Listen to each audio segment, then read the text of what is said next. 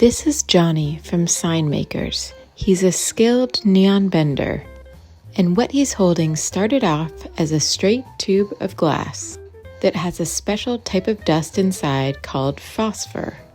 Each bend in the glass requires a heat over the flame.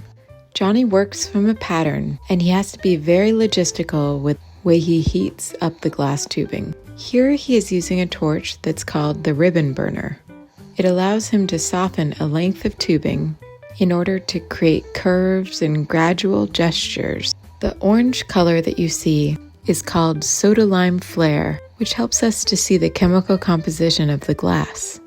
The tube he holds is connected to a blowhose that he keeps in his mouth. On the other side of the tube is a cork, which seals off the unit.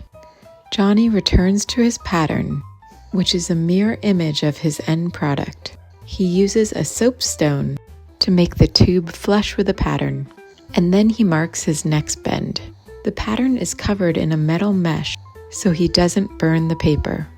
He's working on a Crossfire here, which has concentrated heat that enables him to fold the glass. He has to make sure that he heats all the parts of the glass evenly. When he makes his move, he must simultaneously blow a puff of air into the tube to retain the circumference. This is work that requires a lot of patience and skill. One wrong move and he'll have to start completely over with a fresh tube of glass.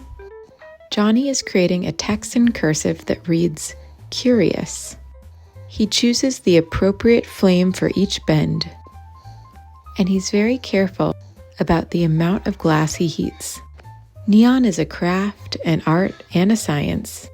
Every neon sign you've seen, if it's a true neon sign, is made by a skilled craftsperson who has honed their technique over many years. Johnny's working pretty quickly here, but we've decided to minimize the cuts in favor of showing the process and not the product.